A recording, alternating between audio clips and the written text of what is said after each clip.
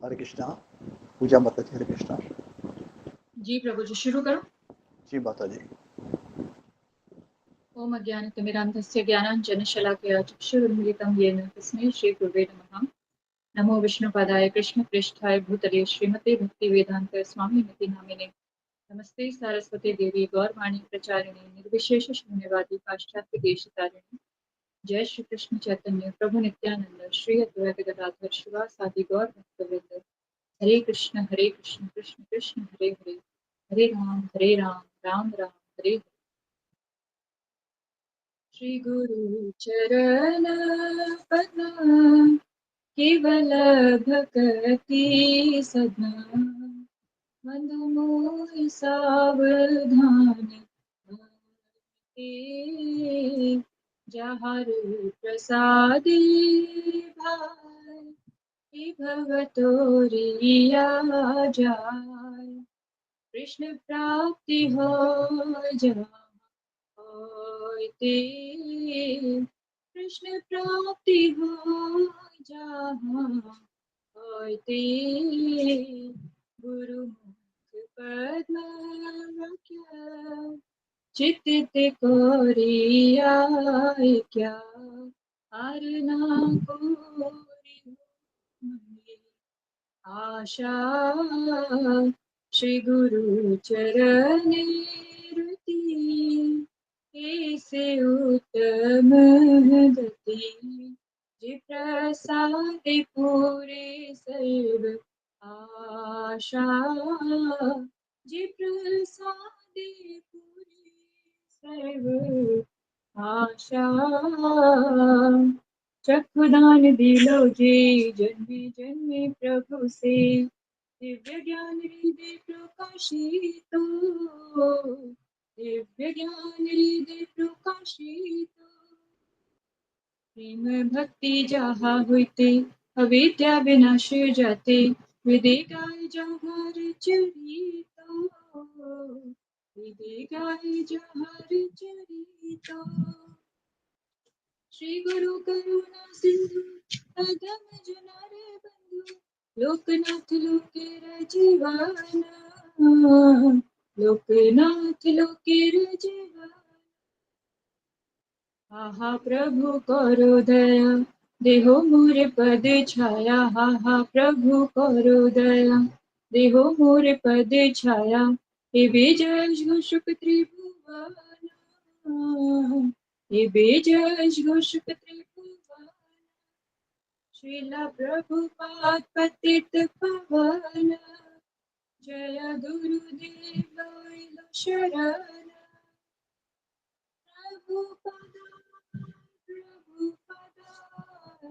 प्रभुपदाय जय प्रभुपदाय, जय जय प्रभुपाद, प्रभुपाद, प्रभुपाद जय जय प्रभुपाद, जय जय गुरुदेव, गुरुदेव जय जय गुरुदेव। निताय गौर हरि बोल, निताय गौर हरि बोल, निताय गौर हरि बोल, हरि बोल, हरि बोल, निताय गौर हरि बोल। हरे कृष्ण। हरि बोल। बहुत सुंदर माता जी, बहुत सुंदर। धन्यवाद। गुरु वंदना का अनुवाद इस प्रकार है। हमारे गुरुदेव के चरण कमल ही एकमात्र साधन है जिनके द्वारा हम शुद्ध भक्ति में सेवा प्राप्त कर सकते हैं। मैं उनके चरण कमलों में अत्यंत भक्ति एवं श्रद्धा पूर्वक नतमस्तक होता हूँ। उनकी कृपा से जीव भौतिक क्लेशों के महासागर को पार कर सकता है तथा कृष्ण की कृपा प्राप्त कर सकता है। मेरी एकमात्र इच्छा है कि उनके मुख कमल से निकले हुए शब्दों द्वारा अपनी चेतना को शुद्ध करूं। उनके चरण कमलों में अनुराग ऐसी स्थिति है जो समस्त मनोरथों को पूर्ण करती है। वे मेरी बंद आंखों को खोलते हैं तथा मेरे हृदय में दिव्य ज्ञान भरते हैं। जन्म जन्मांतरों में वे मेरे प्रभु हैं। वे प्रेमा भक्ति प्रदान करते हैं और अविद्या का नाश करते हैं। वैदिक शास्त्र उनके चरित्र का गान करते हैं। हे गुरुदेव, हे प्रभुपाद, करुणा सिंधु तथा पतित आत्माओं के मित्र, आप सबके गुरु एवं सभी लोगों के जीवन हैं। हे गुरुदेव, मुझ पर दया कीजिए तथा मुझे अपने चरणों की छाया दीजिए। आपका यश तीनों लोकों में फैला हुआ है। हरे कृष्णा, दंडवत प्रणाम। शिला प्रभुपाद की जय। धन्यवाद माता जी, बहुत सुंदर, धन्यवाद।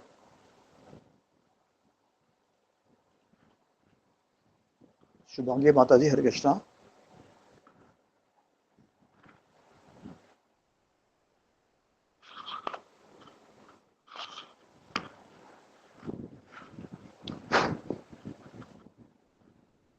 शुभांगी माता जी आए। हरे कृष्णा। सभी भक्त के चरणों में दंडवत प्रणाम। दोनों प्रणाम माता जी।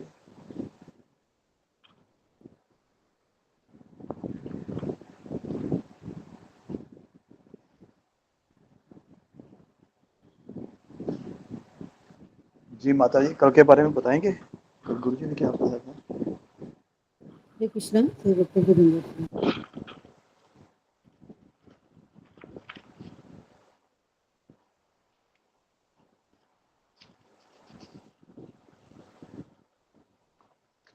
कल योगी ने एकादशी के बारे में बताया था।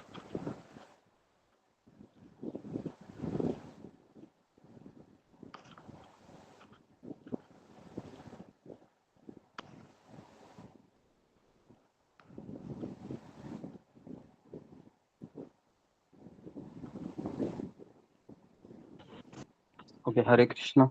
हरे कृष्णा। दोनों प्रणाम गुरु जी, हरे कृष्णा। हरे कृष्णा। हरे कृष्णा। हो गया। हरे कृष्णा। हरे कृष्णा। गुरु जी हरे चरणों में कृष्णा दंडवत गुरु प्रणाम। जी, सब दंडवत भक्तों के प्रणाम। चरणों में हरे दंडवत कृष्ण प्रणाम। हरे हरे कृष्णा। कृष्णा। हरे हरे कृष्णा कृष्णा। गुरु जी, दंडवत प्रणाम। सभी भक्त के चरणों में दंडवत प्रणाम। हरे कृष्णा। हरे हरे कृष्णा। कृष्णा गुरु जी, दंडवत प्रणाम। कृष्ण। सभी वैष्णव भक्तों को हरे दंडवत कृष्ण। प्रणाम। हरे कृष्ण। हरे कृष्ण। हरे कृष्ण। जी, अशोक चावला प्रभु के गुरु पूजा हो गया। जी गुरु जी। किसका टर्न था आज बताने का? शुभांगी माता जी का था गुरु जी। आई नहीं। आई हुई है, पर कल हरे चर्चा हुई थी कृष्णा। उसके गुरु जी लिए। दंडवत प्रणाम। सब भक्तों को दंडवत प्रणाम। हरे कृष्णा। ओके, ठीक है, तो फिर हम जगन्नाथ अष्टकम शुरू करते हैं।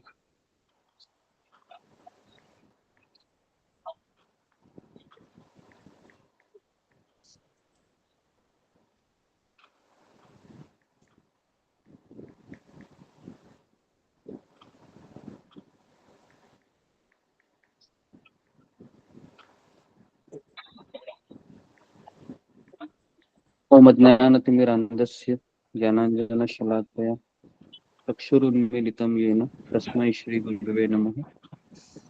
नमो विष्णुपदाय कृष्णप्रेष्ठाय भूतले श्रीमते भक्तिवेदान्त स्वामिनिति नामिने। नमस्ते सरस्वती देवे गौरवाणी प्रचारिणे निर्विशेष शून्यवादी पाश्चात्य देशतारिणे। हे कृष्ण करुणा सिंधु दीनबंधु जगतपते गोपेश गोपिका कांत राधा कांता नमस्तुते। तप्त कांचन गौरांगी राधे वृंदावनेश्वरी वृषभानुसुते देवी प्रणमामि हरिप्रिये। वाञ्छाकल्पतरुभ्यश्च कृपा सिन्धुभ्येव च पतितानां पावनेभ्यो वैष्णवेभ्यो नमो नमः। श्री कृष्ण चैतन्य प्रभु नित्यानंद श्री अद्वैत गदाधर श्रीवासादि गौर भक्त वृंद। हरे कृष्णा कृष्णा कृष्णा हरे हरे, हरे राम राम राम हरे हरे। ओके, तो हम शुरू करते। तो सबने पारणा व्रत तोड़ा होगा, ऐसे में आशा करता हूँ। तो अगर किसी ने पारणा नहीं किया होगा तो उनका एकादशी शायद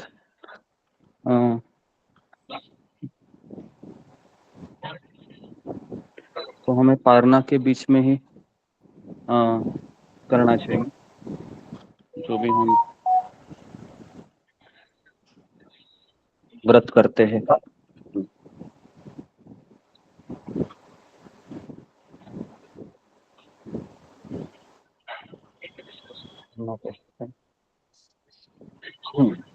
कदाचित् कालिन्दी तट विपुला संगीत तरहो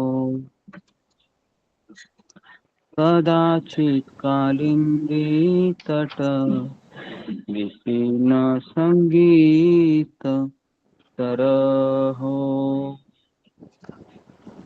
मुदाभिरिनारीवद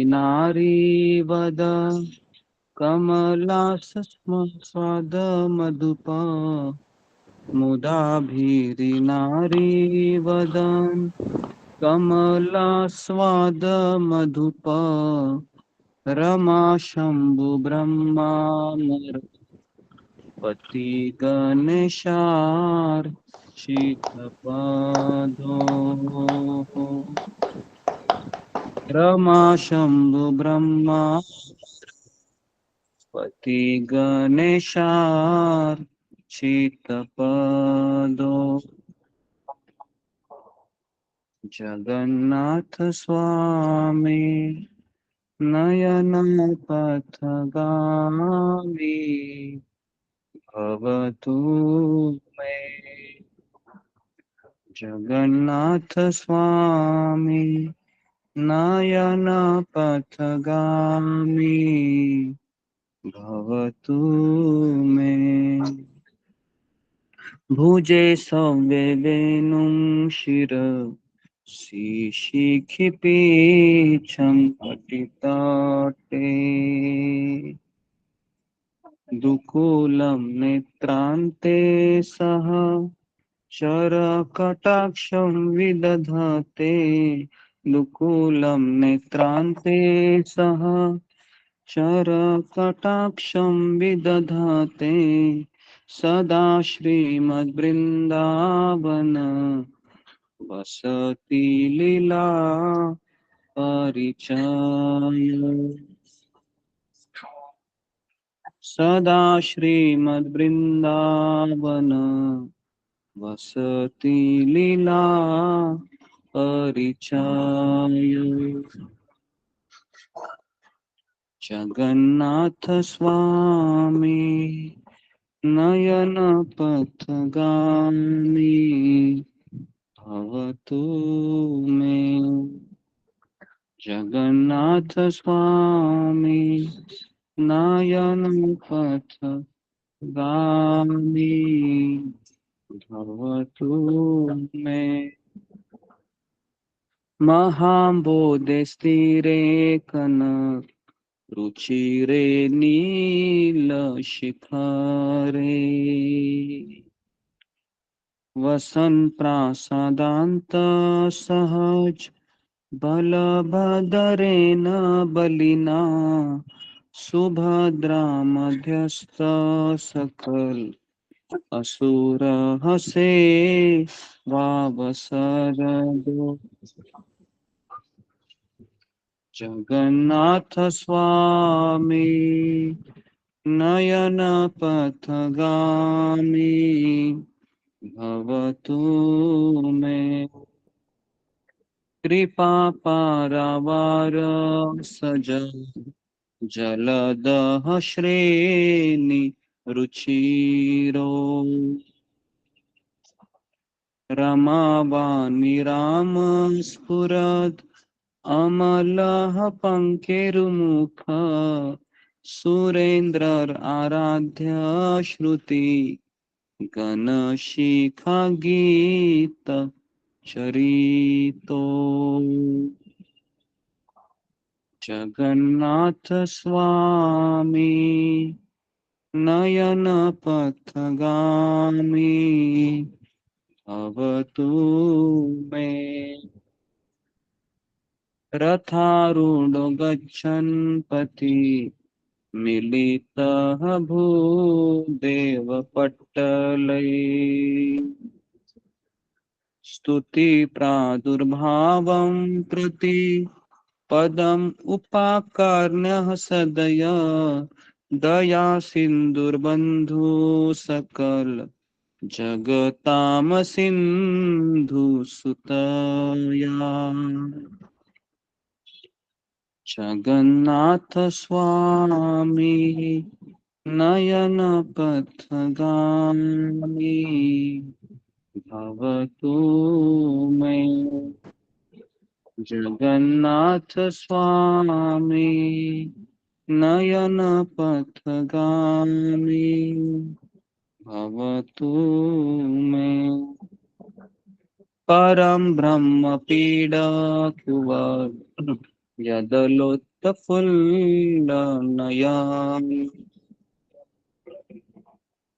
निवासी नीलाद्रो निहित शरणो अनंत शिरसि रसानंदी राधा सरस वपुरालिंगन सुखो। रसानंदी राधा सरस वपुरालिंगन सुखो। जगन्नाथ स्वामी नयन पथगामी भवतु मे। न वैयाचे राज्यं न च कनकमाणिक्य विभवम् न याचे हम रम्या सकल जन काम्य वर वधूम सदा काले काले प्रमथ पतिनाह गीत चरितो। जगन्नाथ स्वामी नयन पथगामी भवतु मे।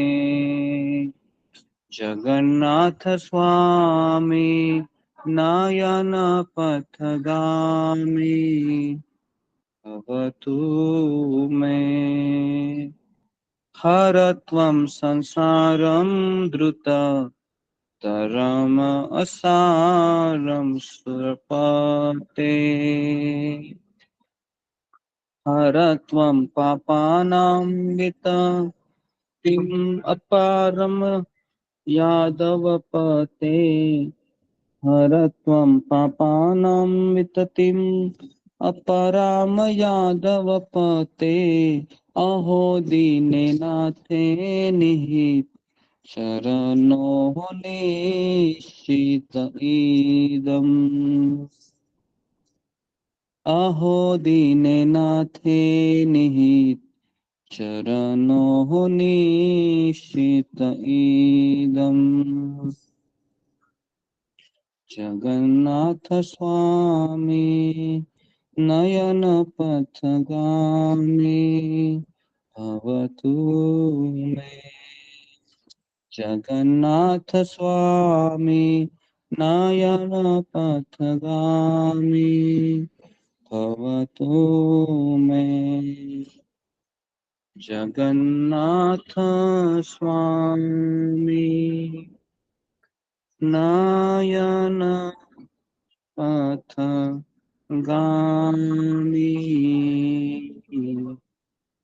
भवतु मे। जगन्नाथाष्टकं पुण्यं यः पठेत् प्रयतः शुचि सर्वपाप विशुद्धात्मा विष्णुलोकं सगच्छति। श्री श्री जगन्नाथाष्टकम की जय। जी जय तो जय हरे कृष्ण गुरु जी जी, दंडवत हरे प्रणाम सभी कृष्ण भक्तों गुरु को, जी, दंडवत प्रणाम, बहुत दंडवत बहुत धन्यवाद प्रणाम। गुरु जी। हरे कृष्ण सभी भक्तों को बहुत सुंदर गुरु जी, बहुत हरे कृष्ण सभी भक्तों को दंडवत प्रणाम। हरे कृष्ण गुरु जी, दंडवत प्रणाम। हरे भक्तों कृष्ण। के चरणों में हरे कृष्णा गुरु जी, दंडवत प्रणाम सभी भक्तों को, दंडवत प्रणाम। जी तो ये जगन्नाथ अष्टकम है, जो कोई रोज इसको बोलता है तो उसके सारे पाप धो जाते हैं और वो भगवत धाम में प्रवेश करता है। तो इसलिए आप रोज जरा एटलीस्ट जगन्नाथ अष्टकम रोज गाया जाता है, जरा समय पर आने की कृपा करें, है ना। तो जगन्नाथ अष्टकम मैं भी खा रही हूँ। जब हम गाते हैं तो आपको आना चाहिए, है ना। मैं देखा आज तो 10-15 लोग ही थे, तो इसका मतलब है आपको जगन्नाथ जी के प्रति कोई प्रेम नहीं है। ऐसा नहीं होना चाहिए। एटलीस्ट हम रथ यात्रा तो जा नहीं सकते जगन्नाथपुरी, लेकिन जगन्नाथ अष्टकम में मंदिर भी नहीं जा सकते हम, हैं। आपको घर बैठे भी नहीं करना आता है, कितना हम बेपरवाह है, समझ में आता है। तो ऐसा नहीं होना चाहिए। तो जगन्नाथ अष्टकम के समय सारे लोग होने चाहिए। ओके, तो कल से आप रेगुलर होइए। ठीक है तुझे बात तो सो गए, मैं नहीं खाऊंगा खाना, मैंने तो पूछा ही नहीं। ओके, तो जी, तो आज हम श्रीवास ठाकुर के बारे में आपको बताएंगे, जिनका परसों के दिन तिरुभाव दिन था, लेकिन हम एकादशी बीच में आ गई, फिर हम अशोक चावला प्रभु भी उस दिन हमें बताए नहीं, थोड़ा सा लेट हो गए वो भी, तो इसलिए वो रह गया। तो इसलिए हम आज श्रीवास ठाकुर का चरित्र आपको बताएंगे। तो कल एकादशी थी, तो हम अनाउंसमेंट करेंगे। तो कितने लोगों ने कल 64 माला की, फिंगर को रेज कीजिए जी। कितने भक्तों ने कल 64 मालाएं पूर्ण की, रात तक, शाम तक?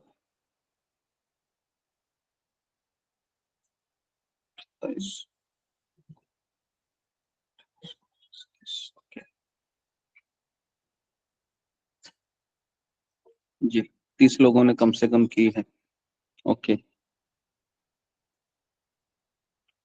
और भी भक्त तो पूरे आए नहीं है, है ना। तो शायद 40-50 तक तो होना चाहिए अप्रोक्सीमेटली, जिन्होंने 64 माला की होंगी। तो अगले एकादशी के दिन भी अपने आप को तैयार कीजिए। आपके पास 15 दिन है, तो पूरा प्लानिंग कीजिए कि मैं 64 माला के लिए, है ना, सुबह हमको 2 बजे उठना है ना। अगर आप 15 दिन आप चिंतन करते रहेंगे, तो इसका परिणाम ये होगा कि आप उस दिन उठेंगे, आप में वह दृढ़ निश्चय जग जाएगा। तो इसके लिए कल से ही आप प्लानिंग कीजिए। कल की आने वाली एकादशी बड़ी एकादशी है ना, देवशयनी एकादशी है लगता है, जो बहुत बड़ी जी एकादशी। जी गुरुजी, देवशयनी है। हाँ, तो देवशयनी एकादशी है, बहुत बड़ी एकादशी। हमारे महाराष्ट्र में तो पंढरपुर में बहुत बड़ा मेला लगता है, लाखों लोग आते हैं। तो आने वाली एकादशी बहुत बड़ी एकादशी है, और हमको 23 सितंबर में हमको 100 माला हमको करनी है, क्योंकि उस दिन नामाचार्य हरिदास ठाकुर का तिरुभाव दिन है। और पूरे इस्कॉन मंदिर में सभी लोग उस दिन 192 माला करते हैं, पूरे इस्कॉन मंदिर में 192 माला करते हैं। लेकिन हमारी उतनी कैपेसिटी नहीं है हमारे ग्रुप की, लेकिन हम 100 माला तो कर ही सकते हैं। तो इसलिए उस दिन भी आपको 23 सितंबर को रेडी रहना है। उस दिन गणपति फेस्टिवल होता है ना, काफी लोगों को छुट्टी भी होती है उस दिन। तो इसके लिए उस दिन भी आप थोड़ा सा अपने आप को तैयार रखिए, है ना। जितनी आप माला करेंगे उतना आप सभी भक्तगण, है ना, 3 गुणों से मुक्त हो जाएंगे, और अंदर का सारा कचरा है चला जाएगा। ठीक है, तो जिन्होंने 64 माला की है उनको मैं धन्यवाद देता हूँ अपनी ओर से, और ये आशा करता हूँ कि इसको आप हर एकादशी मेंटेन करेंगे, है ना। 64 माला हर एकादशी हमको 64 माला करनी ही है, नहीं तो हम मनुष्य जन्म का कुछ फायदा नहीं है। एटलीस्ट एकादशी के दिन हमको प्लानिंग करना चाहिए। जितने आप भोर में उठेंगे उतना हमको ज्यादा फायदा होगा। जी, अशोक चावला प्रभु कुछ कहना है? जी गुरुजी, गुरुजी फ्राइडे में यानी कि परसों को श्री भक्ति विनोद ठाकुर जी का तिरुभाव दिवस है, और दोपहर तक व्रत रहेगा। और श्री गदाधर पंडित जी का भी तिरुभाव दिवस है 5 तारीख को। ओके, तो हम ऐसा करते हैं कि श्रीवास ठाकुर है और भक्तिविनोद ठाकुर है ना, दोनों भी महान आचार्य हैं। ठीक है, हम एक दिन में कवर करते हैं श्रीवास ठाकुर, भक्तिविनोद ठाकुर और जी एक को। और अनाउंसमेंट थी गुरुजी, जी, रागिनी गुप्ता माता जी की ननद मोनी गुप्ता जो पिछले 2 वर्षों से 5 माला कर रही हैं। उनके छोटे बच्चे हैं, वो भी माला कर रही हैं। तो फैमिली बिजनेस के चलते उनका बहुत परेशान है। उनके जेठ और उनका परिवार, दामाद वगैरह उन्हें मारने दौड़ते हैं। तो उनके इस दुख समस्या के शीघ्र समाधान, शांतिपूर्ण समाधान के लिए भगवान श्री कृष्ण पूज्य गुरु जी समस्त भक्तों के चरणों में उनके लिए प्रार्थना करने के अनुरोध करते हैं कि वो शीघ्र उनकी समस्या का समाधान हो और परिवार सारा भक्ति में लगे। जी गुरु जी, हरे कृष्ण, धन्यवाद। ओके जी, तो हम एक बार हरे कृष्ण महामंत्र बोलते हैं उनके लिए, अगर वो माला कर रहे हैं तो, है ना जी। तो हम एक बार हरे कृष्ण महामंत्र बोलते हैं ताकि वो भगवान का आश्रय ले ले। हरे कृष्णा कृष्ण कृष्ण हरे कृष्णा हरे कृष्ण राम हरे राम राम राम राम हरे हरे कृष्ण हरे हरे कृष्ण हरे कृष्ण हरे राम राम राम हरे हरे हरे कृष्ण कृष्ण कृष्ण हरे हरे हरे राम राम राम हरे हरे कृष्ण कृष्ण राम राम राम राम हरे हरे राम राम राम हरे हरे हरे हरे कृष्ण कृष्ण कृष्ण हरे हरे हरे राम राम राम हरे हरे। तो हम आज श्रीवास ठाकुर जी के बारे में कुछ चर्चा करके हम अपने आप को शुद्ध करेंगे। सब लोग माइक को बंद कीजिए, सुरेश बिष्ट, और सब लोग अपने कैमरा को ऑन कीजिए जी। तो अशोक चावला प्रभु, मेरा आपको ये कहना था, सुन रहे हैं? आदेश। जी जी गुरु जी। हाँ, तो हम किसी एक व्यक्ति को सेवा देंगे कि जिनको कैमरा ऑफ है ना, तो उनको हम रिमूव करेंगे करके। अगर उन्होंने प्रायर हमको बताया है कुछ अर्जेंट है तो हम उसको ये करेंगे, है ना, क्योंकि फिर बाकी लोग सोचते हैं कि हम क्यों कैमरा ऑन करें, फिर हम भी ऐसे ही रहे, तो उनके साथ इनजस्टिस होता है ना। तो ये एक अच्छी आदत है, क्योंकि पता होना चाहिए ना, एटलीस्ट कोई सुन रहा है नहीं सुन रहा है, नहीं तो अचानक घर से आवाज आने लगते हैं, है ना, उससे भी काफी डिस्टरबेंस होता है। और आप सब लोग अपने कैमरा इस तरह से रखिए कि आपका फेस उसमें विजिबल हो, है ना। ये भी एक अनाउंसमेंट आपको रोज करते रहना है, फिलहाल 1 हफ्ता। फिर हम किसी को एक सेवा देंगे कि, है ना, क्योंकि आप लोगों का ध्यान नहीं रहता है। एटलीस्ट आप कोई भी काम करते रहिए, कोई बात नहीं, लेकिन एटलीस्ट आपका उसमें चेहरा विजिबल होना चाहिए, ठीक है। क्योंकि हम यहाँ पर कोई फी वगैरह तो कुछ लेते नहीं, क्योंकि यहाँ पर तो सब निस्वार्थ ही है। केवल आपको हम भगवान के पास एक प्रगति करने के लिए एक साधन का, एक सत्संग का हम ये कर रहे हैं ना। तो आपका अनुरोध है कि आप थोड़ा सा डिसिप्लिन में होना जरूरी है इन चीजों को लेके, है ना। तो जैसे अभी देखिए, अभी भी है काफी सारे, जैसे अभी प्रांजित दत्ता है, इनका आप कैमरा देखोगे तो उनमें वो विजिबल ही नहीं है। अभी सुनील झा है ना, उसके बाद अनुराधा प्रकाश है, अंजलि साहू है, कई सारे भक्त है ना। ये एक ऐसा गंदा आदत लगा है ना हमारे ग्रुप में, कि इससे पता चलता है कि वो सत्संग को एकदम लाइटली लेते हैं, है ना। मैं डायरेक्टली बोल रहा हूँ आज आपको शायद बुरा भी लगे, लेकिन ये सबसे एकदम ही, है ना, सही चीज नहीं है। क्योंकि अगर आप अपने घर में रहते हैं तो किस तरह से आप रहते हैं, तो वैसे आपको सत्संग में आना चाहिए, है ना। शिनू मिश्रा, ये देखिए, मुझे नाम लेना पड़ रहा है, अचल सिंह, कैमरा ही ऑफ है इनका। अभी मैं इनका नाम लूंगा फिर भी ये लोग पता नहीं कहाँ गए होंगे, है ना। ऐसा भी होता है, कभी कभी मोबाइल रखते हैं और पता नहीं कहाँ जाकर रहते हैं। तो इससे क्या होता है कि पूरा ही जो सत्संग है पूरा खराब हो जाता है ना। जैसे में प्रवचन शुरू करता है, फिर सब लोग उसका गलत फायदा उठाते हैं और फिर अपना कैमरा ऑफ कर देते हैं, या फिर उसमें वो विजिबल ही नहीं रहते हैं। तो अशोक चावला प्रभु, आप सुन रहे हैं, तो जी ये जी गुरु आपको जी। अनाउंसमेंट करते रहना है ना। जी गुरु जी। ठीक है, क्योंकि आप यहाँ पर आप प्रवचन सुन रहे हैं, तो यू शुड बी विजिबल, कि आप सुन रहे कि नहीं सुन रहे, कैसे पता चलेगा। ओके। वैसे तो इनकी नैतिक ड्यूटी है, कर्तव्य है कि कैमरा ऑन रखना, हाँ, इस अगर हम हैबिट को सत्संग लेकिन, हाँ, इस हैबिट अगर को हम हमको सत्संग तोड़ना में भी चाहिए। जाते हैं कहीं, अगर हम कहीं सत्संग में जाते हैं तो वहाँ अपनी फोटो थोड़ी भेजते हैं, हम स्वयं जाते हैं वहाँ पे सब फोटो के लिए। हाँ, किसी का जेन्युइन रीजन है, मान लो कोई हॉस्पिटल में है या फिर किसी का जॉब ही है, ऐसे है ना, बहुत जेन्युइन रीजन है तो वो ठीक है। लेकिन अधिकांश लोग घर में ही रहते हैं और फिर इस तरीके से, है ना, जैसे मेधा सिंह, आपका भी कैमरा, है ना, विजिबल नहीं है। रीना सिंह का भी नहीं। और भी है, देखो आदित्य काड़े, आपका भी हमेशा ऐसे ही रहता है। मुझे तो पता ही नहीं कितने सत्संग में लोग आते हैं, किसी को मुझे भी पता ही नहीं कि आपके चेहरे भी पता नहीं बहुत सारे लोगों के। तो ऐसा नहीं होना चाहिए। अरुणा यादव,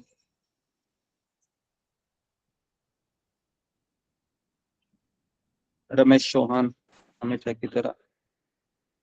ओके जी। तो देखिए, ये आप अन्यथा मत लीजिए, और क्योंकि इसमें हमारे रोज 5-10 मिनट चले जाएंगे फिर, है ना, तो इससे फिर और भी समय हमारा चला जाएगा। सो बेटर है कि आप स्वयं डिसिप्लिन रहिए। डिसेपल का अर्थ है, डिसेपल शब्द कहाँ से आया है? डिसेपल शब्द डिसिप्लिन से आया है। डिसिप्लिन से आया। अगर डिसिप्लिन नहीं है हम, तो हम कैसे डिसेपल बन सकते? तो जी, तो इसलिए आप स्वयं अपने मोबाइल में देखिए, क्या मैं दिख रहा हूँ क्या, आपको पता चलेगा, है ना। आप स्वयं मोबाइल में देखिए, क्या मेरा चेहरा उसमें विजिबल है या नहीं है ना। तो अभी देखिए, अभी अनाउंसमेंट कर रहे हैं हम, फिलहाल तो 1 हफ्ता अशोक चावला प्रभु अनाउंसमेंट करेंगे, लेकिन फिर हम किसी एक व्यक्ति को अपॉइंट करेंगे, है ना, कि अगर आपका कैमरा ऑफ है या आपका कोई मैसेज नहीं है, अशोक चावला प्रभु को अगर आपको मैसेज करना होगा, कोई जेन्युइन रीजन है तो, है ना, कि मेरा कैमरा ऑफ रहेगा करके, तो ठीक है। और आप इसमें दिखने चाहिए अपने मोबाइल के भीतर। ओके, अगर आप मोबाइल के भीतर नहीं दिख रहे तो भी आपको रिमूव किया जाएगा। ओके जी। तो इसको थोड़ा सा आप गंभीरता से लिखिए, है ना, क्योंकि यहाँ पर एक डिसिप्लिन होना बहुत जरूरी है। ओके जी। तो कितने लोग इसमें मुझे कोऑपरेट करेंगे? फिंगर को रेज कीजिए। हाँ, कितने लोग मुझे इसमें कोऑपरेट करेंगे और कितने लोगों को ये सुझाव ठीक लगता है?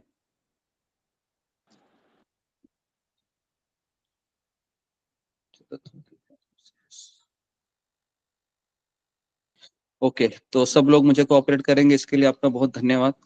कोऑपरेशन आपने करने के लिए फिंगर को रेज किया है।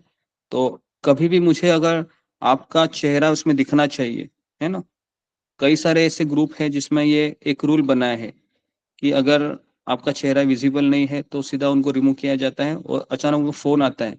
मैं इस ग्रुप से जुड़ा हुआ हूँ, जैसे मैं रोज में ऑनलाइन जपा करता हूँ और एक ग्रुप से, और आपके साथ भी मैं जपा करता हूँ।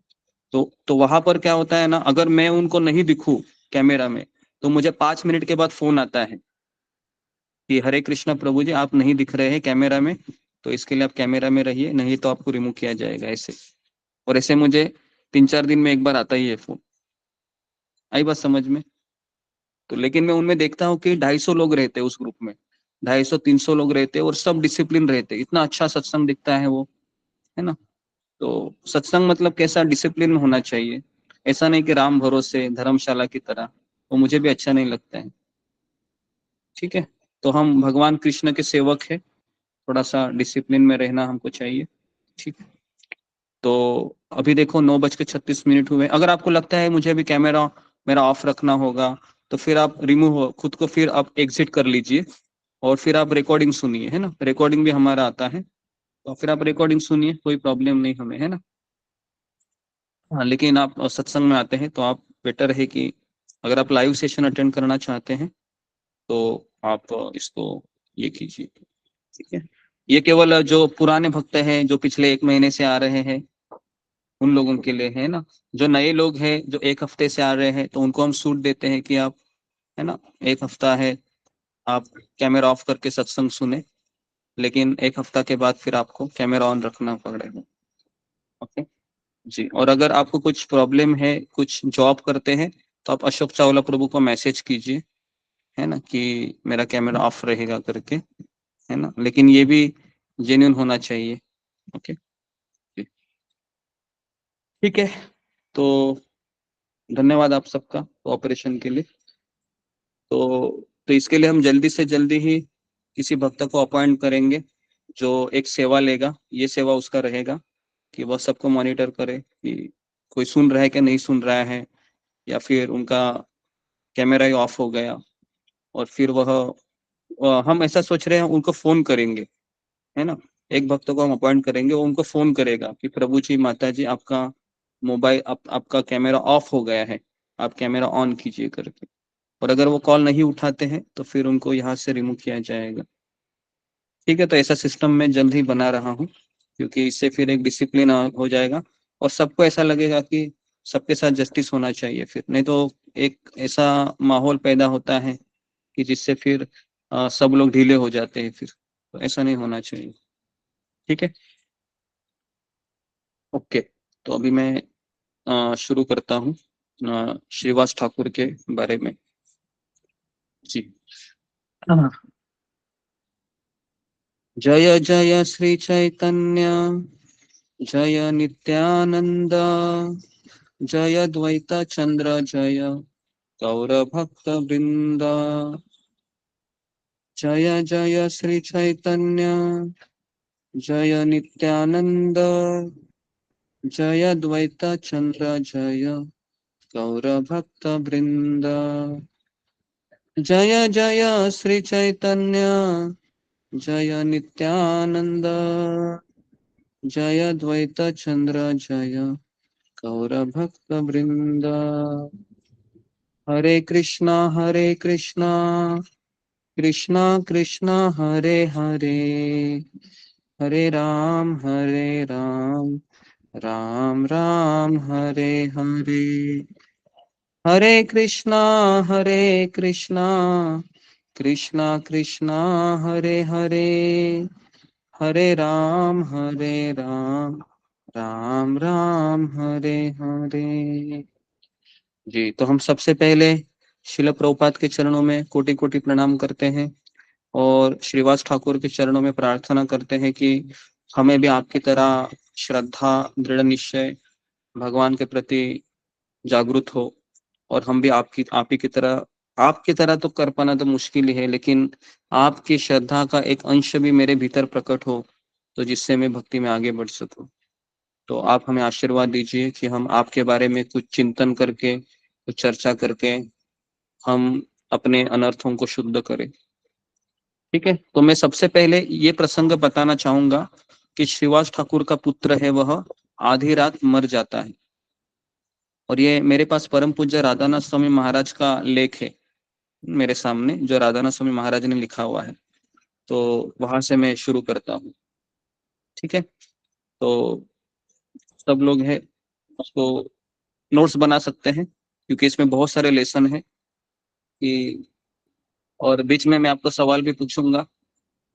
ठीक है जी। तो श्रीवास आंगन वह स्थान है जो वृंदावन की रास स्थली से भिन्न नहीं है। ठीक है, श्रीवास आंगन वह स्थान है जो वृंदावन की रास स्थली से भिन्न नहीं है। मतलब क्या है, जो वृंदावन में जो रास स्थली है ना, जो वृंदावन में रास स्थली कौन सी है, कौन मुझे बताएगा? वृंदावन में रास स्थली कौन सी है, कहाँ पर भगवान रास लीला करते हैं? बताइए जरा मुझे। निधिवन। निधिवन। तो सबको पता है कि निधिवन में गुप्त वृंदावन है, जहाँ पर है ना भगवान रास लीला करते हैं। आज भी ऐसा कहा जाता है कि निधिवन में रात को पुजारी है वह सब श्रृंगार के सामान रखते हैं, और अगर वो सुबह आएंगे तो वहां पर सारे सामान ऐसे मतलब यूज किए हुए दिखाई देते हैं। ठीक है, तो जो वृंदावन में निधिवन है, रास स्थली है, वही मायापुर में या नवद्वीप की लीला में क्या है? श्रीवास आंगन। क्लियर है? श्रीवास आंगन। तो श्रीवास आंगन ये साधारण चीज नहीं है। पिछले साल हम मायापुर यात्रा गए थे, जो पुराने भक्त हैं उनको पता है, हम श्रीवास ठाकुर के आंगन में गए थे और चैतन्य महाप्रभु का जन्म स्थान पे भी गए थे, योगपीठ, है ना। लेकिन अधिकांश भक्त अभी इसमें नहीं है ना। क्यों नहीं है? वही कह रहा है कि भक्ति में आना आसान है, भक्ति से जाना भी आसान है, टिके रहना ही मुश्किल है, क्योंकि बहुत सारे चैलेंजेस आते हैं ना, क्योंकि हम संसारिक व्यक्ति हैं। अभी देखिए ना, अभी आप सभी लोग क्यों भक्ति कर रहे हैं, अगर मैं आपको कहूँ तो इसका उत्तर यह है कि आपके घर परिवार में बहुत अच्छा चल रहा है, घर में पैसा आ रहा है ना, बच्चों का एजुकेशन भी हो रहा है, सब अच्छे से चल रहा है। इसके लिए अभी सत्संग करने में कोई कोई प्रॉब्लम नहीं है, बराबर है ना? कितने लोग इसको अग्री करते हैं? सभी लोग इसको एग्री करते हैं कि घर में सब कुछ ठीक चल रहा है, कोई प्रॉब्लम नहीं है ना, कोई हॉस्पिटल में एडमिट नहीं है, और जॉब भी अच्छे से चल रहा है, और मायके से कोई फोन आकर मुझे डिस्टर्ब भी नहीं कर रहे हैं, सास भी अच्छी है, ससुराल भी सब ठीक चल रहा है ना, तो इसके लिए सत्संग में मेरा मन लग रहा है, बराबर है। जैसे यहाँ पर कोई डिस्टर्ब हो गया वहां पर, तो क्या आप सत्संग में मन लगेगा? आपका लगेगा मन? नहीं लगेगा, बराबर है। प्रॉब्लम कहाँ होता है पता है? भक्ति छोड़ के जाने का यहाँ पर होता है, क्योंकि हमें लगता है कि भगवान ये सब ऐसे ही अच्छे से स्मूथ होना चाहिए, लेकिन over a period of time कुछ ना कुछ प्रॉब्लम रहता है संसार में, आपको भी पता है। और फिर हम संसार के प्रॉब्लम को लेके इतना हम माथे को प्रेशर देते हैं, इतना प्रेशर देते हैं कि सोचते हैं कि भक्ति मेरे बस की बात नहीं है, और फिर छोड़ के चले जाते हैं।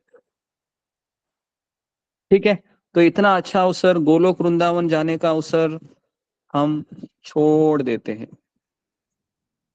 है ना? कितना बड़ा हमारा दुर्भाग्य है। तो इसलिए इसको हमको इसमें चिंतन करना चाहिए, रोज हमको इसको कंटेम्पलेट करना चाहिए, क्योंकि एक भक्त बता रहे थे कि अगर आप भक्ति में आएंगे तो इसका अर्थ क्या है? इसका अर्थ है कि प्रॉब्लम अभी आना शुरू होंगे। क्लियर है सबको? आप भक्ति में आए हैं, इसका अर्थ क्या है? प्रॉब्लम आना शुरू होंगे। क्यों शुरू होंगे? क्योंकि आपको भगवत धाम जाना है, बराबर है। आपको भगवत धाम जाना है ना, तो प्रॉब्लम आएंगे तभी तो आप भगवत धाम जाएंगे। प्रॉब्लम नहीं आएंगे तो भगवत धाम कैसे जाएंगे फिर? क्योंकि फिर इधर ही पड़े रहेंगे। क्या लगता है आपको? है ना, घर से बाहर जाने की कब हमें मन होता है? जब घर में प्रॉब्लम होते हैं, बराबर ना, तब सोचते हैं जरा बाहर चला जाओ, जरा थोड़ा कहीं तो पेड़ के नीचे जाके बैठूं। होती है कि नहीं इच्छा? कहीं गार्डन में, बगीचे में जाके बैठूं, होती है ना इच्छा? प्रॉब्लम है तो जब घर में प्रॉब्लम रहेंगे तभी तो हम भगवान को पुकार सकते हैं, हरे कृष्णा कृष्णा कृष्णा हरे हरे, हरे राम राम राम हरे हरे, है ना? अगर प्रॉब्लम नहीं है तो व्यक्ति घर में ही पड़ा रहेगा मोबाइल लेके। प्रॉब्लम है इसके लिए तो बाहर जाता है। तो इसलिए, है ना, आप सभी बहुत अच्छे भक्त हैं, मैं नहीं चाहता हूं कि आप 1 साल के बाद, 2 साल के बाद भक्ति छोड़ दे। तो इसके लिए मैं आपको रोज रोज ये चीजें बता रहा हूं कि हमारी जिंदगी स्मूथ नहीं चलने वाली है। आप भक्ति करें या ना करें, आई बात समझ में? ऐसा नहीं कि भक्ति छोड़ देंगे तो जिंदगी स्मूथ चलेगी। ऐसा भी होता है क्या? भक्ति छोड़ दी तो बीमारी नहीं आएगी? ऐसा तो नहीं है। तो क्यों हम भक्ति को छोड़कर, भगवान को छोड़कर, हम सत्संग को छोड़कर चले जाते हैं छोटे छोटे प्रॉब्लम को लेके? तो ऐसा नहीं करना चाहिए। ठीक है जी। तो जब कोई प्रॉब्लम आता है तो हमें डिस्कस करना चाहिए, और फिर जो हमको सुझाव मिलते हैं उसको हमको स्वीकार भी करना है। ठीक है, तो अभी यही प्रॉब्लम, एक बहुत बड़ा प्रॉब्लम आया था श्रीवास ठाकुर के जीवन में। क्या प्रॉब्लम है सुनिए अभी सारे भक्तगण, बहुत सुंदर स्टोरी है ये। आपको पता चलेगा कि भगवान की भक्ति मेरी जिंदगी में कितनी जरूरी है। ठीक है, तो एक बार श्रीवास आंगन में भगवान चैतन्य ने अपने भक्तों के साथ नाम संकीर्तन किया, और नाम संकीर्तन रोज रात को करते थे, रोज रात भर सोते नहीं थे, रोज रात भर संकीर्तन चलता था, और वृंदावन की रासलीला जैसा ही प्रेम पूर्ण आदान प्रदान वो करते थे। और भक्तों की खुशी बस भगवान चैतन्य की प्यार भरी मुस्कान को देखकर ही होती थी। और जब वे खुश होते तो वे खुश होते, तो भले ही उनके जीवन में सबसे बड़ी विपत्तियां क्यों ना आ रही हो, अगर वे खुश है, भगवान खुश है, तो श्रीवास ठाकुर भी खुश रहते थे। तो इसलिए हमारी खुशी है, ये इसका आधार ये नहीं होना चाहिए कि मेरा परिवार खुश तो मैं खुश। तो हमारी खुशी का आधार क्या होना चाहिए? कौन मुझे बताएगा? फिंगर को रेज कीजिए।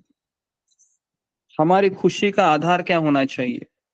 क्या हमारी खुशी का आधार परिवार होना चाहिए, या स्वयं की व्यक्तिगत अभिलाषाएं होनी चाहिए, या फिर कोई और होना चाहिए? जी बताइए। हाँ, फिंगर को रेज कीजिए। जी ओके, रागिनी गुप्ता। हरे कृष्ण गुरु जी, दंडवत प्रणाम। सभी भक्तों को दंडवत प्रणाम। गुरु जी, मुझे लगता है कि हमारी प्रसन्नता गुरु और कृष्ण की प्रसन्नता में होना चाहिए, ना कि अपने परिवार के लोगों की प्रसन्नता के लिए।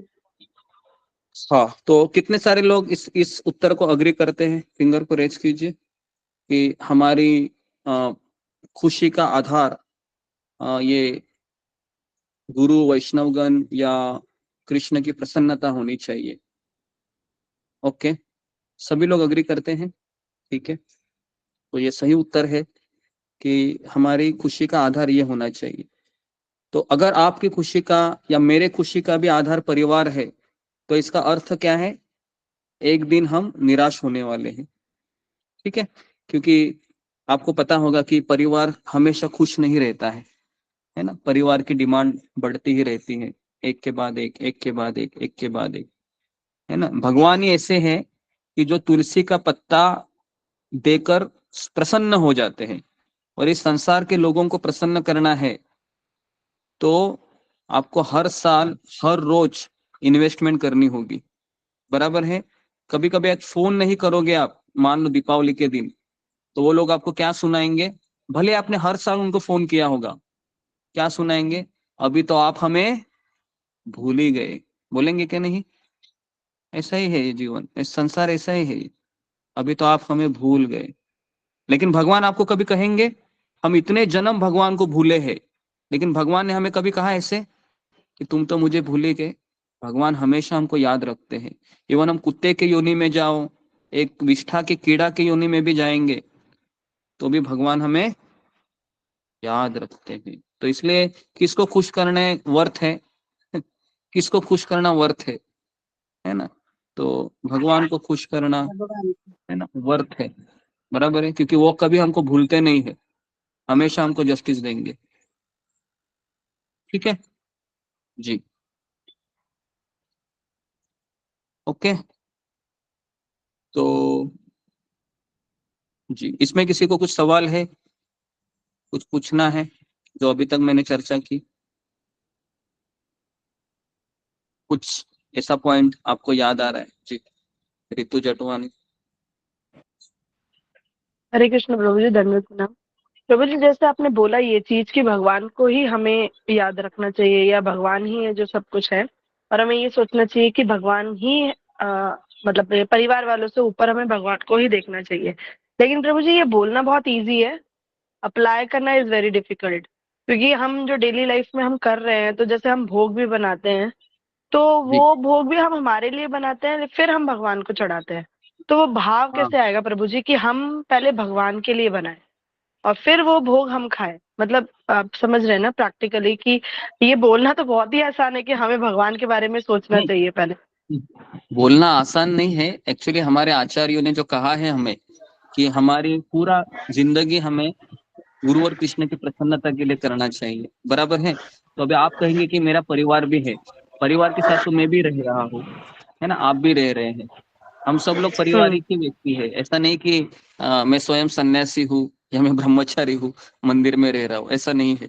तो परिवार के साथ रहते हुए भी हमें एटलीस्ट जो हमारा डेली रूटीन होता है, जैसे जपा का समय हो, तो जपा का समय हमको कृष्ण को देना चाहिए, जो 5 से 7, 4 से 6 होता है। वहां पर हम परिवार नहीं करना है। जो समय हमने कृष्ण के लिए डिजाइन किया है वो कृष्ण का समय है ना। हाँ, कुछ इमरजेंसी है, एकदम हॉस्पिटल में एडमिट करना है या कुछ ट्रैवलिंग करना है, तो बात कुछ और है। लेकिन वो चीज हमको भगवान के लिए निर्धारित करनी है। जैसे अब ये सत्संग का टाइमिंग हो, ये हमको कृष्ण को देना है, उसके पश्चात हम भोग लगाने के समय हम इसका विचार जरूर करते हैं कि घर में फैमिली मेंबर 5 है 6 है, तो 6 लोगों के लिए राइस डालना है, बराबर, उनका देखना पड़ता है। हाँ, लेकिन ये भी तो समझ सकते हैं कि भगवान के लिए मुझे भोग बनाना ही है, लेकिन मुझे भगवान के भक्तों के लिए भी भोग बनाना है। मतलब जो मेरे परिवार वाले हैं ये भी तो भगवान के भक्त है ना, उसको हम भगवान से अलग कैसे देख सकते? भले वो माला भी नहीं कर रहा होगा तो भी हम उसको भक्त की नजर से ही देखना है ना, क्योंकि उन्हीं का अंश है। आई बात ना समझ में? अगर हम उसको कृष्ण से अलग करेंगे, सेपरेट करेंगे, तो फिर इम्प्रैक्टिकल हो जाएगा। फिर जैसा आप कह रही हो कि कैसे हम फिर उसको, ये कहना तो आसान है, करना मुश्किल है। हर चीज ले लो आप रास्ते पर जा। हाँ बोलो। हाँ प्रभु जी, लेकिन जैसे आप बोल रहे हैं ना, तो वैसे ही होता है। कभी कभी क्या होता है, भगवान को छोड़कर हमें हमारे परिवार वालों को देखना पड़ता है, उनकी बात सुननी पड़ती है। तो वहां पर बहुत कंफ्यूजन होता है कि अरे मतलब भगवान का टाइम है, ये करना है, लेकिन वो ना करके ये करना जरूरी है। तो फिर वो छोड़ छोड़ दिया जाता है। तो मन में ऐसा भी होता है कि मतलब नहीं कर पा रहे हैं। तो उस टाइम के लिए बोल रही थी मैं आपको कि वो हाँ, ना समझ में बहुत आ ये रहा है मुझे होता है कि लेडीज एक्चुअली डिपेंडेंट होती है ना। मैं जेंट्स हूँ तो इसके लिए मैं जो सोचूं मैं कर सकता हूँ, लेकिन लेडीज डिपेंडेंट होती है। अगर वो चाहे कि ये समय मुझे कृष्ण को देना है, लेकिन ऊपर से ऑर्डर आ गई हेडक्वार्टर से कि नहीं नहीं अभी नहीं करना है, चलो आकर मेरे पैर दबाओ, जाना पड़ता है। या फिर चलो भाई मेरा गमछा नहीं मिल रहा है, टॉवल नहीं मिल रहा है, कपड़े इस्त्री नहीं की तुमने, बड़ी आई माला करने वाली, पहले ये काम करो मेरा, मुझे प्रसन्न करने से कृष्ण प्रसन्न होंगे, ऐसे भी बोलते हैं कभी कभी, है ना। तो जो भी है इम्प्रैक्टिकल लग सकता है, लेकिन हमको स्पिरिट वो होना चाहिए अंदर से। राधानाथ महाराज कहते हैं कि बहुत सारी चीजें प्रैक्टिकली करनी पड़ती है, लेकिन हमारा स्पिरिट यही होना चाहिए कि हम भगवान और गुरु की प्रसन्नता के लिए करते हैं अंदर से। ठीक है, क्योंकि बहुत सारी चीजें हम नहीं मैनेज कर सकते, लेकिन अंदर से भाव तो हम, बाहर का व्यक्ति हमारे अंदर के भाव को तो बदल नहीं सकता है ना, वो तो हमारे हाथ में है, कितना भी कोशिश करे बाहर का व्यक्ति। तो इसके लिए वो स्पिरिट ज्यादा जरूरी है कि मैं गुरु और कृष्ण के लिए जी रहा हूँ। बाहर का डिटेल है वो कृष्ण इतना नहीं देखते। ठीक है। यस प्रभु जी, ओके ओके, तो अभी हम आगे बढ़ते हैं। तो इनकी खुशी किसमें थी? इनकी खुशी इसमें थी कि अगर चैतन्य महाप्रभु को नृत्य करते हुए इतनी खुशी मिल रही है, इतनी खुशी मिल रही है, तो श्रीवास ठाकुर उनकी खुशी को देखकर बहुत खुश होते हैं, है ना। जैसे इसका मैं एक छोटा सा उदाहरण आपको देना चाहूंगा।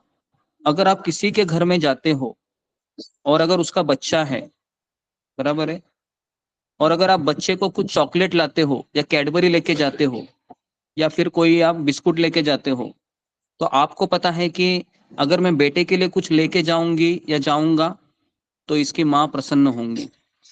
कितने लोग ये इसको अग्री करते हैं? एग्री करते हैं? आप अगर किसी के घर में जाते हैं, है ना, बेटे के लिए कैडबरी लेके जाएंगे, तो अगर उसकी माँ आपके ऊपर रूठी भी होगी ना तो भी हंसेगी वो। ये भी मैं आपको कहता हूँ, अगर आप उसके बच्चे के लिए करोगे, है ना। तो आपको लॉजिक समझ में आ रहा है इसका? तो जी, तो इस तरीके से भगवान को अगर हम प्रसन्न करना चाहते हैं तो भगवान ये माँ है, ठीक है, माँ हमसे रूठी हुई रहती है, लेकिन माँ अगर जल्दी माँ को मनाना है तो क्या करना चाहिए? माँ के जो बेटे हैं, प्यारे प्यारे बेटे, उनको आप खुश करते रहिए। आई बात समझ में?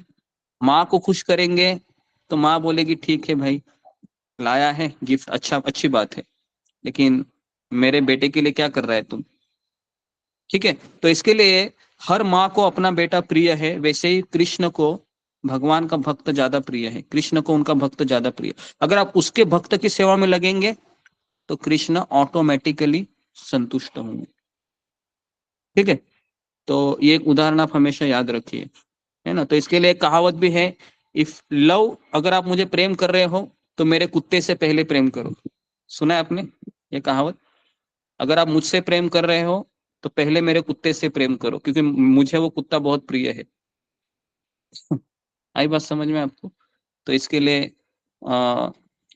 इसका अर्थ यह है कि हमें भगवान के भक्त से पहले प्रेम करना चाहिए।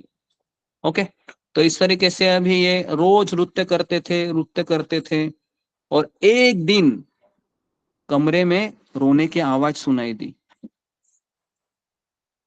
एक दिन कमरे में रोने की आवाज सुनाई दी और किसी ने श्रीवास ठाकुर को कान में से कहा, श्रीवास जरा अंदर आ जाओ, तुम्हारी पत्नी रो रही है। श्रीवास ठाकुर तुरंत अंदर चले गए और श्रीवास ठाकुर ने देखा कि उसका बेटा मर गया है।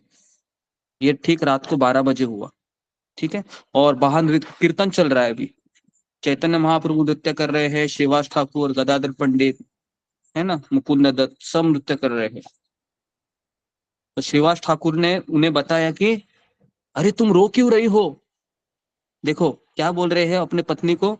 उसके पत्नी का नाम क्या था? श्रीवास ठाकुर के पत्नी का नाम था मालती, मालती माता जी, हाँ मालती। तो मालती को कहा कि तुम रो क्यों रही हो? अरे हमारा बेटा तो इतना भाग्यशाली था कि उसकी मृत्यु तब हुई जब भगवान चैतन्य हमारे घर में नाम संकीर्तन कर रहे थे, तो तुम रो क्यों रही हो? देखिए, हर चीज को देखने के दो तरीके होते हैं। नंबर 1 कि अगर श्रीवास ठाकुर के जगह आप होते तो आप क्या सोचते थे?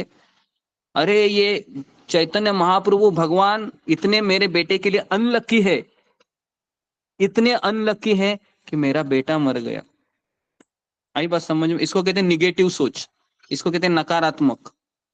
और सकारात्मक क्या है, पॉजिटिव क्या है, कि मेरा बेटा कितना भाग्यशाली था कि चैतन्य महाप्रभु नृत्य करते हुए मेरा बेटे को मृत्यु हुई।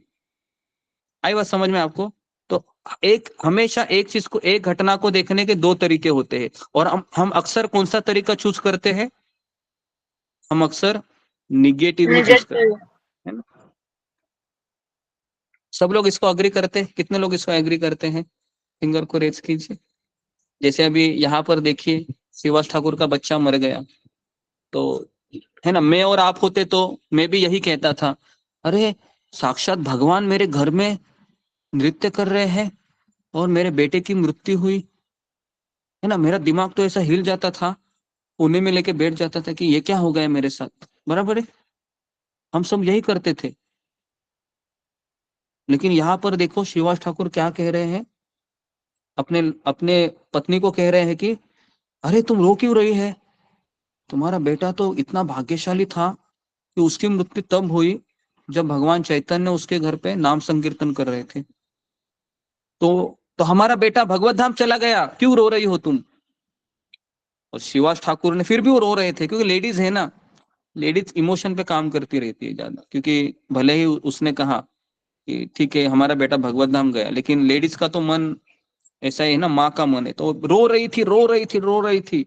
और फिर कहा कि देखो, अभी मैं वार्निंग दे रहा हूं तुमको, तुम्हारे रोने के कारण बाहर अगर आवाज गई और चैतन्य महाप्रभु के संकीर्तन में कुछ बाधा हो गई, तो मैं तुम्हारा पति श्रीवास गले में पत्थर रखकर गंगा में कूद जाऊंगा और आत्महत्या करूंगा।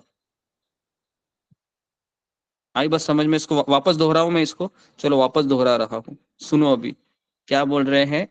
बोल रहे अपनी पत्नी को, अगर तुम रोई, चिल्लाई और इसका आवाज अगर बाहर चला गया और वो आवाज से चैतन्य महाप्रभु का संकीर्तन डिस्टर्ब हो गया, तो मैं गले में पत्थर रखकर गंगा में डूब जाऊंगा और सुसाइड करूंगा। इसको क्या कहते हैं? अभी क्या कहेंगे इसको? श्रीवास ठाकुर को पागल कहेंगे या आप क्या कहेंगे? फिंगर को रेज कीजिए, बताइए। अभी श्रीवास ठाकुर ये बोलने से परिवार के ऊपर अन्याय कर रहा है या फिर कुछ और दिखाई दे रहा है आपको? जी, ओके, अनुराधा गोयल।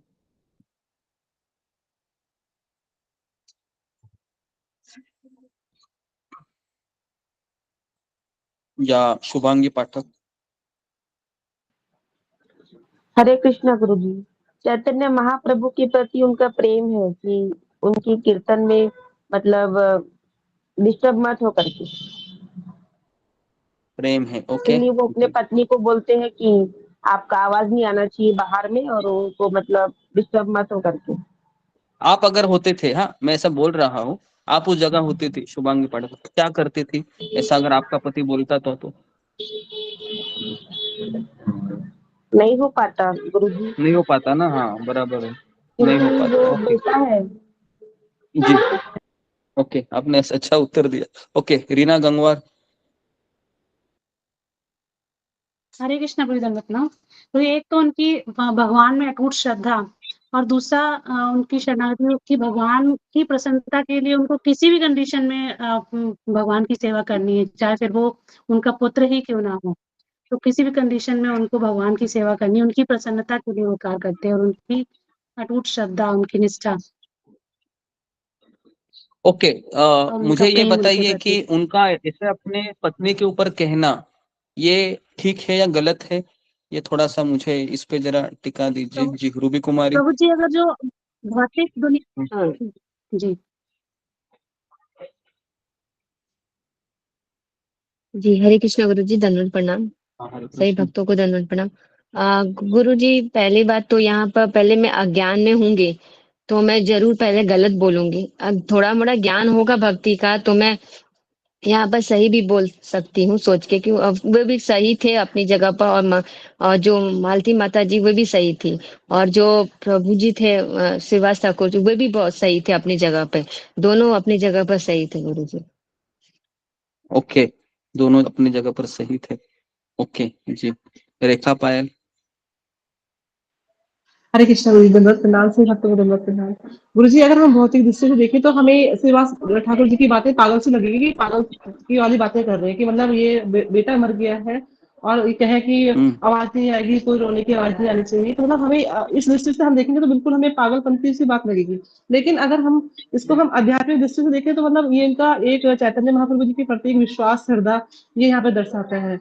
और ये भाव होना तो, हालांकि हम भी अभी भक्ति की शुरुआत करें, लेकिन अगर हम हमारे साथ भी ये स्थिति होती तो हम भी इसको एक्सेप्ट नहीं करेंगे, हम भी कहेंगे कि मतलब क्या कह रहे हैं, क्योंकि हम ऐसे बदजीव हैं कि हम इस चीज को भी बिल्कुल नहीं सोच सकते। हमने देखा हमारा बेटा है, हमारा कलेजे का टुकड़ा है, तो इस उसी मैटर से हम इसको देखेंगे कि मतलब हम नहीं मानेंगे, इसको स्वीकार नहीं करेंगे। हरे कृष्ण गुरु। ओके जी जी तो ओके, तो उत्तर मुझे अच्छे मिले हैं, कुछ लोगों ने बताए। तो जैसा कि अगर हम साधना, अभी हम साधना भक्ति कर रहे हैं, बराबर है, हम सबको पता है कि चैतन्य महाप्रभु, या फिर ऐसा सिनेरियो हो, मान लो कि अभी हमारे घर का केस हो कि बाहर है सत्संग चल रहा है, ठीक है, हमारे बाहर कुटियाड़ में, ठीक है, कोई इस्कॉन के वरिष्ठ भक्त आए हैं और वो प्रवचन दे रहे हैं और कीर्तन चल रहा है, और हमारे घर में अभी प्रोग्राम चल रहा है, और अचानक उस समय है कि मेरा बेटा है वह ऑफ हो गया, कोई हादसा हो गया और फिर रोने की चीखें सुनाई दी, तो उस समय मैं अगर होता या आप होते तो क्या करते थे? प्रभु जी को बताते थे, प्रभु जी ऐसा हमारे घर में हुआ है करके, बराबर है, तुरंत बताते थे। और फिर वो व्यक्ति वहां पर आते थे प्रभु जी, और फिर थोड़ा सा दो चार बातें सांत्वना भरी बोलते थे और पूरा प्रोग्राम डिस्टर्ब करते थे, क्योंकि प्रोग्राम में डिस्टर्ब हो जाएगा ये सब चीजें होने से। और फिर रोने की आवाज सुनाई देगी, और स्वयं पिता भी, श्रीवास ठाकुर की जगह कोई पिता भी रहेगा, वो भी पहला किसको कंसर्न करेगा? अपने पुत्र के प्रति कंसर्न करेगा। प्रोग्राम को तो छोड़ दो, प्रोग्राम तो होता रहेगा अगले संडे या अगले सैटरडे, बराबर है, ऐसे ही कुछ होता था। लेकिन श्रीवास ठाकुर का यहाँ पर देखने का नजरिया है ना, ये शुद्ध भक्त का है। मैं वापस कह रहा हूँ, इसको हम इमिटेट नहीं कर सकते, आई बात समझ में? इसको हम अनुकरण नहीं कर सकते कि श्रीवास ठाकुर ने ऐसा बोला था, अभी मेरे घर में जो कुछ होगा तो छोड़ दो, मैं भी ऐसे ही बोलूंगा। नहीं, आप ऐसा नहीं बोल सकते, मैं भी नहीं बोल सकता हूँ, क्योंकि हमारा उतना श्रद्धा है, हमारा उतना नहीं है। ठीक है, तो सबको इसका ये उत्तर क्लियर है? सबका उत्तर ये, या किसमें इसको डाउट है इस उत्तर में या इस सिनेरियो में? क्योंकि हम अभी आचार्य की स्टोरी पढ़ रहे हैं। आचार्य मतलब शुद्ध भक्त, हमारे से 3 गुणों से ऊपर। श्रीवास ठाकुर किसके अवतार है? नारद मुनि के अवतार है, नारद मुनि के अवतार है। और हम और आप अनर्थों से भरे हुए इस संसार में भटक रहे हैं, कैसे तो हम रोज साधना करके अपने आप को उजागर कर रहे हैं, है ना? तो इसलिए इस सिचुएशन में मुझे क्या करना चाहिए अगर ऐसा होता है? तो बी प्रैक्टिकल, उधर जाइए और थोड़ा सा कहिए कि प्रभु जी ऐसा ऐसा हुआ है, तो क्या करें, आप ही कुछ बताइए। तो सलाह ले, सुझाव ले। जी जी, जागृति क्या बोलना है? हरे कृष्णा, दंडवत प्रणाम गुरुजी, सभी भक्तों को दंडवत प्रणाम। गुरुजी, अभी अभी आपने बताया था कि हमें हमारे परिवारजनों को कृष्ण के भक्त के रूप में देखकर ही हमारी रिस्पॉन्सिबिलिटी करनी चाहिए। तो श्रीवास ठाकुर की जो पत्नी थी मालती माता जी, तो वो भी तो भक्त थी, तो उनके प्रति श्रीवास ठाकुर का ऐसा बर्ताव, कठोर बर्ताव, तो क्या वो अयोग्य नहीं गिना जा सकता है? क्योंकि वो तो नेचुरल, उनका रिएक्शन तो नेचुरल था ना, अपने पुत्र का मृत्यु को। कोई भी माता जी का रिएक्शन ऐसे ही होगा, तो क्या ये थोड़ा ये मुझे क्लियर में नहीं समझ में आ रहा था। हरे कृष्ण। तो इसलिए मैंने अभी अभी कहा है कि श्रीवास ठाकुर का भगवान से इतना प्रेम है ना, कि उनके लिए उनका बेटा मर जाना ये एक तरीके से भाग्य का लक्षण है कि उनके उपस्थिति में उनका बेटा मर गया। और उनके पत्नी को इसलिए कह रहे हैं कि तुम रोना बंद करो, क्योंकि उनके लिए उनके पत्नी के रोने से भी ज्यादा अपने भगवान चैतन्य महाप्रभु के खुशी में कोई बाधा नहीं आनी चाहिए। आई बस समझ में? हाँ। तो इसके लिए अभी वो रोने से, जिसके लिए मैं अपना पूरा जीवन दे रहा हूँ, जिनके खुशी के लिए मैं जी रहा हूँ, उनकी खुशी ही मेरा जीवन है। तो उसके लिए एक बेटे क्या है, ऐसे 100 बेटे मैं अर्पण करूंगा। ये श्रीवास ठाकुर का मूड है। आई बस समझ? एक बेटा तो कुछ नहीं, ऐसे 100 बेटे मैं अर्पण करूंगा मेरे भगवान की प्रसन्नता के लिए। तो ये इनका मूड है। अभी हमारा मूड ऐसा है नहीं, तो इसके लिए कोई भी बाप ऐसा कह ही नहीं सकता अपने पत्नी को कमरे में आके कि तुम चुप करो करके, क्योंकि ये तो साधारण चीज ही नहीं है ना। वो तो पत्नी भी रोएगी और पति भी रोएगा, उधर रोएगा क्या नहीं? पति भी रोएगा कोने में जाके। क्या वो कीर्तन करता रहेगा? आपके घर में पति कोई कीर्तन नहीं करेगा उस अवस्था में, है ना। लेकिन यहाँ पर मैं आपको ये बताना चाह रहा हूँ, एक्सट्रीम सिनेरियो मतलब ये सबसे आइडल है। आइडल मतलब ऐसा होना चाहिए कि अगर मेरे घर में संकीर्तन हो रहा है और कुछ भी अनाप शराब होता भी है, तो उस समय सबसे आइडल चीज ये है कि हमें उस समय संकीर्तन को चलाते हुए रखना चाहिए, और वहां पर थोड़े समय के लिए उनको कहना चाहिए थोड़ा सा आप शांति रहिए, खत्म हो जाएगा प्रोग्राम, फिर हम चीजें कर लेते हैं। तो उसको कहते हैं भगवान के प्रति प्रेम है। लेकिन समस्या ये है कि हमारा उतना भाव नहीं है, या हमारा वो स्टैंडर्ड भी नहीं है। तो इसलिए हम प्रैक्टिकली हम क्या करते हैं, हम यही कहते हैं कि उस समय सत्संग को स्टॉप करें, और जो वहां पर इमरजेंसी हुआ है वहां पर जाए और कुछ भक्तों से सुझाव ले। ठीक है। तो या इसके लिए थोड़ा सा इसमें हमको 2 सिनेरियो से देखने चाहिए इस प्रसंग को। हाँ, एक है समझ में आ गया गुरु जी। हरे कृष्ण। ठीक है। तो हाँ, अभी देखो क्या होता है कि वो कहते हैं कि मैं गले में पत्थर डालकर गंगा में कूदी लगाऊंगा और आत्महत्या करूंगा। अभी जैसे ही सुबह हो गई, है ना, देखिए उसके बाद भी 3-4 घंटे है ना कीर्तन चलता ही रहा, और जैसे सुबह हो गई तो भगवान चैतन्य ने कीर्तन को रोक दिया और कहा कि श्रीवास, मैं अपने हृदय में उदासी का अनुभव कर रहा हूं, मुझे ऐसा क्यों लगता है कि इस घर में कुछ हुआ है। और श्रीवास बोल रहा है, नहीं तो भगवान कुछ नहीं हुआ है, आपको ऐसा क्यों लग रहा है। और फिर किसी ने चैतन्य महाप्रभु के कान में आकर कह दिया कि भगवान आज रात को ही श्रीवास ठाकुर का पुत्र है वो मर गया है। तो जैसे ही ये श्रीवास ठाकुर को फिर बुलाया, चैतन्य महाप्रभु ने कहा कि श्रीवास, तुमने मुझे बताया नहीं। तो फिर चैतन्य महाप्रभु भी के सामने श्रीवास ठाकुर रोने लगे और बोले कि हे भगवान, हे प्रभु, मैं आपकी खुशी में बाधा नहीं डालना चाहता हूं, इसके लिए मैंने आपको बताया नहीं। और फिर चैतन्य महाप्रभु सबके सामने रोने लगे और बोले कि मैं ऐसे भक्त की संगति कैसे छोड़ सकता हूँ। देखो, जिंदगी में ऐसे लोग मिलना बहुत कठिन है। और चैतन्य महाप्रभु जोर से रोते हुए कहने लगे कि श्रीवास, मैं आपको कैसे छोड़ सकता हूँ, है ना। तो फिर कहते हैं, चैतन्य महाप्रभु कहते हैं कि आज से मैं तुम्हारा पुत्र हूँ। वो तुम्हारा पुत्र चला गया, लेकिन आज से मैं तुम्हारा पुत्र हूँ। और इस तरीके से फिर चैतन्य महाप्रभु है सारे भक्तगणों को लेकर कहाँ गए, जहां पर वो पुत्र मरा था ना वहां पर गए। अभी देखो यहाँ पर क्या होता है। और फिर कहा कि चैतन्य महाप्रभु कमरे में गए और उस मृत बालक से पूछा, क्या पूछा कि तुमने अपने पिता का घर क्यों छोड़ा। अभी सबको पता है कि बच्चा मर गया है, लेकिन चैतन्य महाप्रभु ने क्या पूछा, तुमने अपने पिता का घर क्यों छोड़ा। सभी को आश्चर्यचकित करते हुए बालक उड़ गया। क्या हुआ, और बालक उड़ गया और बोलने लगा। क्या बोलने लगा, सुनिए, मेरे प्रभु मैं आपका शाश्वत सेवक हूं और आप मुझे जहां भी भेजेंगे मैं वही रहना चाहता हूं। भाग्य की शक्ति से और आपकी दया की शक्ति से मुझे इन सभी दिनों में श्रीवास ठाकुर के घर में रहने की अनुमति मिली, लेकिन अब आपकी इच्छा की शक्ति से मेरा भाग्य दूसरे शरीर में जाना है। मेरा रिश्तेदार कौन है, आप ही बताइए प्रभु। मेरा पिता कौन है, आप ही बताइए। मेरी माँ कौन है। समय आता है और आत्मा को शरीर से निकल जाना चाहिए।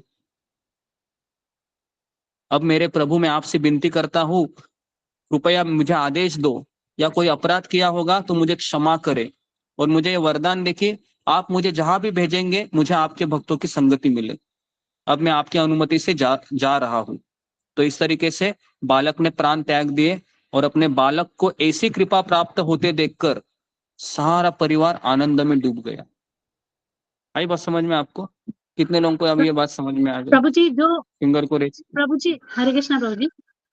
प्रभु जी जो ये जी। जो बच्चे ने जो बोला था वो दोबारा से रिपीट कर दीजिए एक बार। दोबारा रिपीट करना है तो कौन मुझे सुनाएगा, किसने अच्छे से सुना है? जी, फिंगर को रेस कीजिए। किसने अच्छे से सुना है कि ये बेटा क्या बोला है? किसने नहीं सुना? ठीक है, वापस कह रहा हूँ, सुनिए क्या बोला इन्होंने कहा कि पहले कहा कि हे प्रभु मैं आपका शाश्वत सेवक हूं। फिर कहा कि आप मुझे जहां भी भेजेंगे मैं वही रहना चाहता हूं।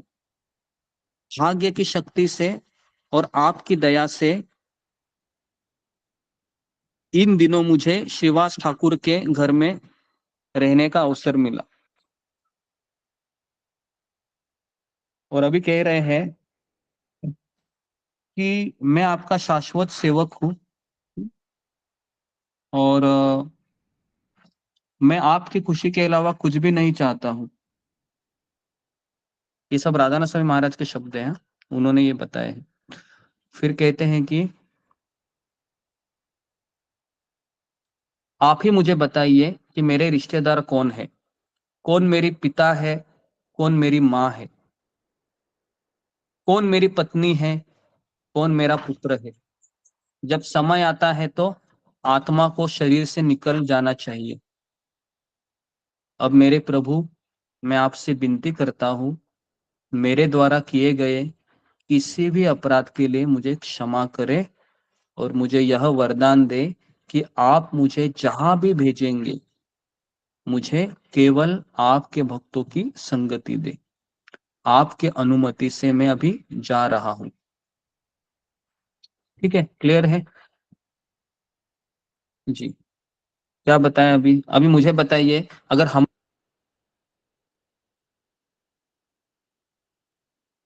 प्रभु जी आवाज नहीं आ रही।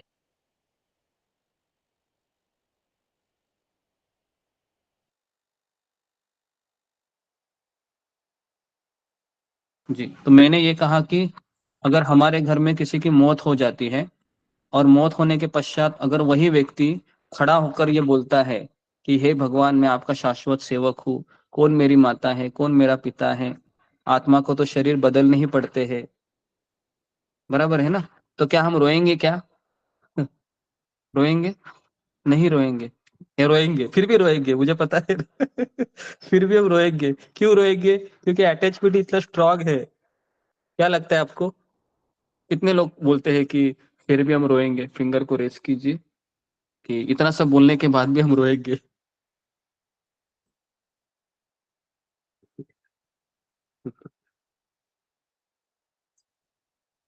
जी 16 लोग 17 लोग ओके 18 लोग बढ़ रहे हैं ओके और कितने लोग हैं वो रोएंगे नहीं इतना सब बोलने के बाद अगर वही व्यक्ति अगर वापस खड़ा होकर कहता है कि हम है ना मैं भगवान आपका सेवक हूँ कौन मेरी माता मैं तो कहता हूँ कि अगर वो व्यक्ति ऐसा बड़ा प्रवचन करेगा तो जितने भी लोग वहां पर रो रहे हैं ना वो डायरेक्ट माला हाथ में लेके हरि नाम लेंगे क्या लगता है आपको हाँ हाथ में माला लेके हरि नाम नहीं लेंगे वो है ना बराबर है ना मुझे लगता है कि यमराज ने ऐसे 5-5 मिनट सबको ऐसे ना इंटरव्यू के लिए जगाना चाहिए क्या लगता है आपको जाने के बाद 5-5 मिनट कि चलो भाई तुम ही बताओ जरा ये लोग रो रहे हैं कितना अच्छा प्रचार होता था ना क्या लगता है तुरंत वो फीडबैक उठाता था हाँ, लेकिन ऐसा नहीं हो रहा है ना जी तो 19 लोग है हाँ 50-50 है लोग 50% लोगों का कहना है कि हम फिर भी रोएंगे 50% लोगों का कहना है कि हम नहीं रोएंगे ठीक है हाँ तो कृष्णा इस प्रभु जी, तरीके से एक तो ये हाँ ह्यूमन नेचर होता है प्रभु जी, हाँ एक तो ह्यूमन ये ह्यूमन नेचर है नेचर होता है कि कोई इमोशन जाता है तो रोना हाँ आता है। और दूसरा प्रभु जी क्या है कि जब जी जी ये इस बात का दुख को एक भक्त को कि एक भक्त छोड़ के जा रहा है जिनका इतना सुंदर एसोसिएशन हमको मिल रहा था जो मतलब इतने शुद्ध भक्त जो थे वो जा रहे हैं छोड़ के एक ये भी रीजन हो सकता है रोने का। तो वो हाँ एसोसिएशन जा हाँ रहा है तो वो भी एक रीजन हो सकता है। हाँ हाँ हाँ जी जी जी जी जी जी जी जी तो भगवान चैतन्य महाप्रभु ने घोषणा की कि आपके निस्वार्थ प्रेम के कारण मैं और नित्यानंद सदा आपके पुत्र रहेंगे इसके बाद फिर भगवान ने बच्चे का अंतिम संस्कार किया तो मैंने एक ही प्रसंग लिया शिवास ठाकुर का लेकिन ये इतना हृदय स्पर्शी था कि यहाँ पर हमको कौन से लेसन मिलते हैं इस पे थोड़ा सा हम चर्चा करेंगे ये बहुत सुंदर ये कथा है ये मैंने राधानाथ स्वामी महाराज के मुख से भी सुनी है और अभी मैं जो सर्च कर रहा था कि आपको क्या सुना हो तो अचानक मुझे राधानाथ महाराज का एक क्लिप्स मिल गया और उसका ट्रांसक्रिप्शन भी मिल गया तो मैंने कहा कि ये महाराज की इच्छा है कि आप सबको मैं उन्हीं की है ना बताए हुए प्रवचन का ही सुनाऊं तो इसलिए मैंने आपको वही सुनाया जी कितने लोग ये प्रसंग से हमको क्या क्या शिक्षाएं मिलती है कोई मुझे बताएगा फिंगर को रेस करके छोटे छोटे लेसन हैं जो हमें इससे प्रसंग से प्राप्त करा सकते हैं जी जी सुमिता सिन्हा हरे कृष्णा गुरु जी धन्यवाद बना से भक्तों को धन्यवाद प्रणाम। गुरु जी पहला तो ये लेसन मिलता है जैसे कि भगवान ने बोला है गीता में कि जैसे हम कपड़े बदलते हैं वैसे आत्मा शरीर बदलती है। तो सबसे बड़ा लेसन तो यही है गुरु जी की मतलब ये चीज एकदम सच्चाई दिखाई देती है जो भगवान ने बोला गीता में। तो हमें शोक नहीं करना चाहिए ये करना चाहिए कि जो भी है जब भी तक है मनुष्य जीवन जो या आपने बताया कि यंत्र है जैसे मानव शरीर तो उसका हम लोग उपयोग भगवान की सेवा भक्तों की सेवा में लगाएं और मतलब अगर परिवार में कोई जाता है तो उसको भी पहले तो भक्त बनाएं कोशिश करें कि भक्त बन जाए नहीं बनता है तो आगे प्रार्थना करें बस आगे उसके अंतिम मतलब जो भी यात्रा है वो स्टार्ट करेगा तो यही होता है गुरु जी हरे कृष्ण गुरु जी। जी जी ये कहना बहुत आसान है कि ठीक है शरीर नहीं हम आत्मा है लेकिन डेली रूटीन पे हम इस पे ज्यादा काम नहीं कर पाते हैं कि हम आत्मा है करते हैं लेकिन अगर अगर कोई इस चेतना में हमेशा रहे कि मैं आत्मा हूँ सेवक हूँ तो फिर उसके लिए कोई परेशानी ही नहीं है ना तो ये एक अच्छा पॉइंट है जी और ऋतु जटवानी हरे कृष्णा प्रभु जी दंडवत प्रणाम। प्रभु जी मैंने ये सीखा कि जो हमारा भाव होना चाहिए वो भगवान के लिए पहले होना चाहिए परिवार वालों के लिए भी होना चाहिए लेकिन फर्स्ट प्रायोरिटी हमें भगवान को देनी चाहिए हमारी सेवा को लेकर या जो भी हम कृष्ण कॉन्शियसनेस में आगे बढ़ रहे हैं। और जैसे शिवाज ठाकुर जी ने पहले प्रायोरिटी महाप्रभु को दी अपने बच्चे को छोड़कर और इवन अपनी पत्नी को भी उन्होंने बोला कि चुप रहो वैसे ही जो एक मेन जो होता है घर का इंसान उसको अगर मेन कोई है घर में वो अगर भक्ति भाव इसमें है कृष्ण कॉन्शियसनेस में है तो इजीली हम आगे बढ़ सकते हैं भक्ति में। अगर हम अगर नहीं है तो फिर बहुत दिक्कत होती है। तो अगर प्रभु जी होते हैं तो फिर वो अपनी पत्नी को समझा सकते हैं और अपने बच्चों को वो आगे लेके जा सकते हैं। लेकिन अगर पत्नी होती है सिर्फ और प्रभु जी नहीं है तो बहुत दिक्कत होती है। ये शिवास ठाकुर से समझ में आया कि उन्होंने अपनी बीवी को पत्नी को समझाया तो वो मान भी गई होंगी, क्योंकि वो उनके अंडर में है, वो उनसे डिपेंडेंट है। लेकिन अगर यही बात उल्टी होती तो वो ऐसा नहीं होता। मतलब प्रभु जी, यहाँ मुझे इतना समझ में आया। जी जी, ओके। तो घर में दोनों होने चाहिए। कभी कभी ऐसा भी देखा जाता है कि घर में पत्नी है वो 16 माला करती है और पति है वो 2 माला 4 माला करता है। उस समय भी काफी दिक्कतें होती हैं। लेकिन यहाँ पर केस थोड़ा अलग है। शिवास ठाकुर है, ये नारद मुनि के अवतार हैं और उनकी पत्नी भी साधारण नहीं है, एक लीला है। तो जैसा कि हमको प्रायोरिटी पहले भगवान को देनी चाहिए, ये सबसे अच्छा पॉइंट है इसमें। ओके, और जी अनुराधा गोयल। हरे कृष्णा प्रभु जी, नंबर प्रणाम। प्रभु जी, मुझे तो ऐसे लगता है ना, हमें चाहे कैसी भी कंडीशन आ जाए, हमारे सुख दुख हो ये सब चलते रहते हैं, पर हमें भगवान की भक्ति से पीछे नहीं हटना चाहिए, हमें करते रहना चाहिए। हाँ जी। और एक चीज मुझे इसमें बतानी थी, ऐड करनी थी कि हमें भगवान की सेवा को लेके फाइनेटिक भी नहीं होना चाहिए। जैसे कि अगर मैं माला कर रहा हूँ, माला कर रही हूँ और मुझे कोई डिस्टर्ब नहीं करना चाहिए, और घर में बेचारा कोई नहीं है और कोई व्यक्ति दरवाजे पे आकर है ना जोर से दरवाजे ठोक रहा है और आपने ऐसा वाव लिया है कि मैं उठूंगा ही नहीं, तो ऐसा भी नहीं होना चाहिए। इसको फाइनेटिक कहते हैं, है ना। तो ऐसा नहीं होना चाहिए, है ना। इसको फिर इमेच्योरिटी कहते हैं। तो हमें थोड़ा सा दिमाग भी लगाना चाहिए, क्योंकि हम शिवास ठाकुर नहीं है। थोड़ा यूज टू वाली चीजें हमको करनी चाहिए जितनी मात्रा में हो सके, ठीक है। नहीं तो आप घर में आग लगी है और आप कहेंगे कि नहीं नहीं मैं आग नहीं बुझाऊंगा, मेरे 5 से 7 माला ही करनी है, बस मैं माला करके बैठूंगा तभी मैं उठूंगा, तो पूरा पूरा पूरा घर जलने दो, जो होगा वो देखा जाएगा।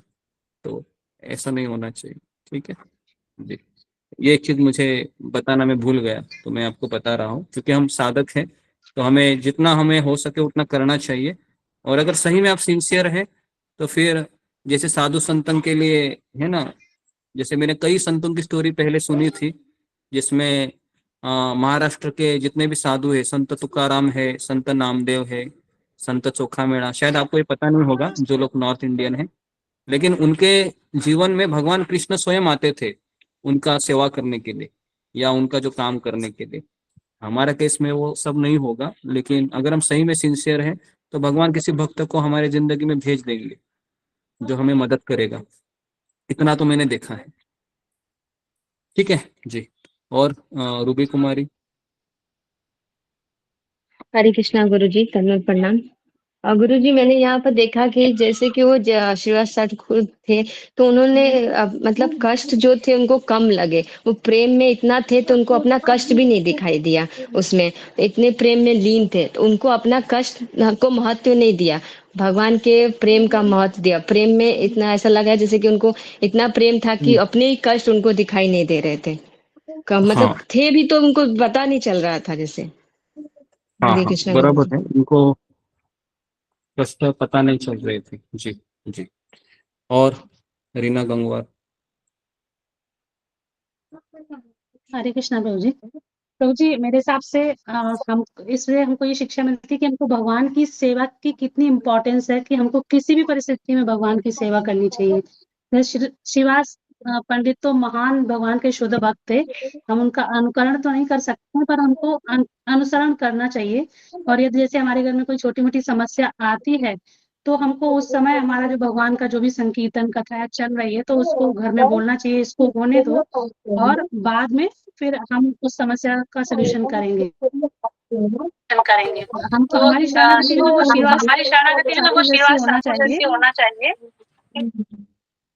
और यदि हम हमारी शरणागति ऐसी होगी तो हम हमारे लिए बड़ी से बड़ी समस्या भी छोटी हो जाएगी। तो शरणागति बहुत इम्पोर्टेंट है कि हमारी बड़ी से बड़ी समस्या भी छोटी हो जाएगी। और भगवान ऐसी परिस्थिति में जैसे शिवास ठाकुर के बेटे को बुला के और उनको बोला तो उनकी पूरी फैमिली के लिए ये एक खुशी की बात हो गई कि वो मेरा बेटा एक्चुअली वो एक महान भक्त था और वो अपने गंतव्य पे गया। तो हमारी मेन वही है कि हमको अनुसरण करके भगवान की सेवा किसी भी परिस्थिति में करनी चाहिए और शरणागति होनी चाहिए हमारी। ओके, ठीक है, धन्यवाद। तो जी, तो हमारे लिए एक सबसे बड़ा लेसन मैंने आपको बताया नहीं, वो है था कि अगर हमारे जिंदगी में कुछ छोटी छोटी चीजें आती है तो हमें इसके लिए इतना हेवी नहीं होना चाहिए कि मैं उसको भगवान की भक्ति को स्किप करूं, है ना। तो हमारे लिए, क्योंकि हम सब संसारिक लोग हैं, घर परिवार में रह रहे हैं, तो कई बार हम भक्ति को स्किप करते हैं या फिर छोड़ के चले जाते हैं। तो ये सब नहीं करना चाहिए, एटलीस्ट मिनिमम वहां तक। ठीक है जी। अशोक चावला प्रभु, आपको कुछ ऐड करना है, कुछ कहना है? नहीं गुरुजी, हम उस स्तर पे नहीं है। हाँ, हम उस स्तर पे नहीं है, लेकिन हम ये कहकर भी बोल नहीं सकते कि वो शिवास ठाकुर थे, ये मैं हूँ, ऐसा भी नहीं है। शिवास ठाकुर का हम इस स्टोरी से यही लेसन ले सकते हैं कि उतना स्तर वो ये है कि वो भगवान को इतनी प्रायोरिटी दे रहे हैं, कम से कम मैं अपनी जिंदगी में इतना तो करूँ कि मैं भगवान को छोड़ कर ना जाऊँ छोटे मोटे समस्या के कारण। आई बात समझ में? जी जी, ये तो है गुरुजी। हाँ, तो इतना लेसन तो हम ले ही सकते हैं ना। हम शिवास ठाकुर तो नहीं है, ये तो सब लोग अग्री करते हैं, अनुकरण तो हम कर ही नहीं सकते, लेकिन उतना तो हम कर ही सकते हैं कि छोटी छोटी चीजों के लिए मैं सत्संग को छोड़ के चला जाऊं। ओके, ये तो नहीं होना चाहिए, सही बात है गुरुजी। नेक्स्ट ऋतुपूर्णा।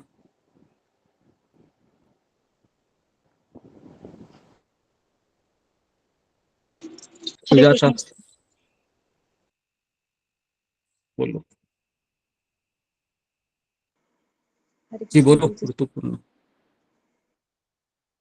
हरे कृष्ण गुरुजी, दंडवत प्रणाम। सभी भक्तों को दंडवत प्रणाम। गुरुजी, एक बात अच्छा लगा कि हमको हमेशा कृष्ण और गुरु के खुशी के लिए हमको जीना है, लेकिन हम हमारे हिसाब से हमारी खुशी के लिए जीते हैं। और एक बात है कि हमको हमेशा जो कि हमारे जीवन में जो सुख दुख आते हैं उसमें हमको उसको सहन करना है, ना कि उसमें हमको टूट जाना है। गुरुजी, हरे कृष्ण, दंडवत प्रणाम। ओके जी जी, वेरी गुड, अच्छा बताया। नेक्स्ट सुजाता। हरे कृष्ण गुरुजी, दंडवत प्रणाम। सब भक्तों को दंडवत प्रणाम। गुरुजी, हमारे जीवन में जो परिस्थितियां आते हैं वो ठीक है क्या भूल है, कि सुख क्या दुख है, इसको हम अपनी चेतना से जिस प्रकार से ग्रहण करेंगे तो वो हमारे ऊपर उसी प्रकार भारी पड़ेगा। तो वो हमारे किसी दृष्टिकोण से हमें देखना है। वो जैसे कि शिवास ठाकुर सोचे कि ये मेरे बहुत बढ़िया समय है कि इसी में भगवान आए हैं और मेरे बेटा चला गया तो भगवत धाम चला। ये दृष्टिकोण नेगेटिवली नहीं देखना है, पॉजिटिवली देखना है जी। ओके ओके, तो अब थोड़ा समय हो गया है तो मैं यहाँ पर रुकता हूँ। तो गुरुजी, मुझे एक पॉइंट और ऐड करना था कि भले श्रीवास ठाकुर ने अपना दुख व्यक्त नहीं किया, दुखी तो वो थे ही अपने पुत्र के मृत्यु पर, लेकिन उन्होंने भगवान चैतन्य के सामने अपना दुख नहीं प्रकट किया, लेकिन भगवान को अपने भक्तों का दुख का एहसास होता है, ऐसा एहसास होता है, और वे भी दुखी हुए और उन्होंने अपने भक्त का दुख कम कर दिया। अपने भक्त का एक पुत्र के मृत्यु पर उन्होंने अपने भक्त को उनके दो पुत्र है, वो खुद और नित्यानंद प्रभु जी, ऐसा एहसास दिलाया श्रीवास ठाकुर को। इस तरह उन्होंने अपने भक्त का दुख कम कर दिया। हरे कृष्ण। हाँ, वेरी गुड, ये अच्छा पॉइंट है कि भगवान की ओर से भी उन्होंने ये किया कि हाँ, आपने मेरे लिए इतना किया है, मैं इससे भी ज्यादा करूंगा। हाँ, तो ये भगवान का रोल है ना, वो भी हमने तो भगवान, हाँ, जो भी हम भगवान के लिए हम सेक्रीफाइस करते हैं तो उससे कहीं ज्यादा हमें भगवान देते हैं। हरे कृष्ण। ओके जी, तो बहुत अच्छा सेशन रहा जी। तो हम यहाँ पर रुकते हैं। तो आप सबका बहुत बहुत धन्यवाद। श्रील प्रभुपाद की जय, श्रीवास ठाकुर की जय। हरे जय हरे कृष्ण। चरण में प्रणाम। सभी वैष्णव को चरणों में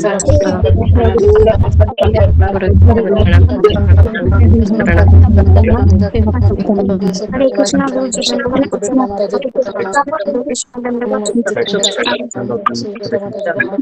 सभी भक्तों के चरण में चरण धन्यवाद गुरु जी, धन्यवाद प्रणाम। सभी भक्तों के चरणों में धन्यवाद प्रणाम। माता जी को प्रभु जी को कटी कटी ध्यान रखिए ना। हरे कृष्ण गुरु जी दंडवत प्रणाम। भक्तों के श्री दंडवत वैष्णव प्रणाम। भक्तों के सूचन हरे दंडवत हरे कृष्ण सभी भक्तों को धन्यवाद प्रणाम। हरे कृष्ण अनेक प्रभु के धन्यवाद। हरे कृष्ण सभी भक्तों के चरणों में हरे कृष्ण सभी भक्तों को प्रणाम। सभी प्रभु के धन्यवाद प्रणाम। श्री वैष्णव भक्तों के सूचन करना।